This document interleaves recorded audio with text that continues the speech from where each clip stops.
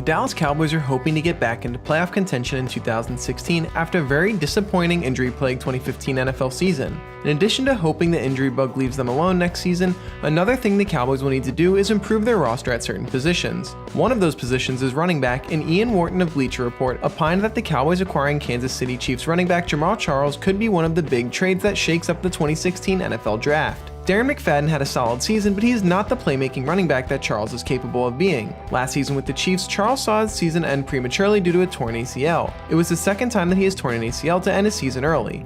But even with the injuries, the Cowboys should not be concerned about giving up a lot to get Charles. Tony Romo doesn't have a lot of football left in him after the serious collarbone injuries that he suffered last season. He cannot afford to continue handling the bulk of the workload for the offense. Having a back like Charles would give Jason Garrett plenty of other options in his playbook. Kansas City isn't going to move Charles just to make a trade though, but if the Cowboys impress them with an offer, they would likely feel comfortable with Charcandrick and West, Niall Davis, and Spencer Ware in the backfield. It will be interesting to see whether the Cowboys try to make a deal at the draft this year or not. Jason Garrett knows that his offense needs some kind of spark after the way last season went, and although Alfred Morris was signed in free agency, it certainly isn't the type of impact move that Dallas was hoping to make. But why would the Chiefs even consider dealing their star running back at this point? For starters, they would free up $5.3 million to spend next offseason, which could be of major interest to them. Charles is also 29 years old and isn't getting any younger. Expect to see quite a few teams trying to make deals in the coming week or two as the draft gets ready to begin and comes to a close. Dallas will have to make a decision on how aggressive they want to be, but Charles would certainly make for an intriguing pickup for them.